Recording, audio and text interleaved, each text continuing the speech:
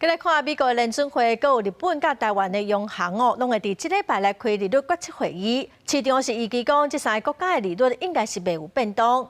另外，台股嘛，因为顶礼拜五美国的四大指数拢受压，佮有中东战争的影响，早起开盘哦是开低走低，盘中嘛落破22000点，新台币换美金哦嘛又搁起咯。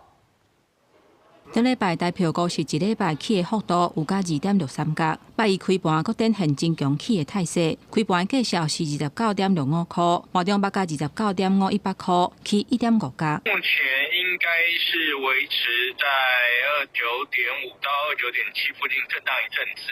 那这个多久呢？就要看接下来，例如说美元能不能反弹，或者是台股能不能够续攻。甲会期动能转强来比，10月台股受到顶礼拜美股收盘四大指数收压的拖累，加上中东战事加悬，开价走价，盘中上价捌落破22000点。看台股台积电开出平盘1030块，上价有甲1015块，落15块。虽然是稍微受到拖累，但是整个来看的话，台股的基本面非常的强劲。台股呢又是这个 AI 供应链的一个重心，未来呢，我想在这个等市场消化了这个以伊战争之后呢，台股还是有机会向上做一个攻。这礼拜金融市场观察的重点，除了台股敢经会调，还佫有新台票敢会起超过29.5块。包括美国联准会、甲日本、甲台湾的中央银行，拢要伫这礼拜开利率决策会议，考虑美中关税节，还佫有以哈冲突扩大到伊朗。市场暗算三大中央银行可能会维持目前的利率未调整。美国联准会跟我们的央行都不会有任何动作才对。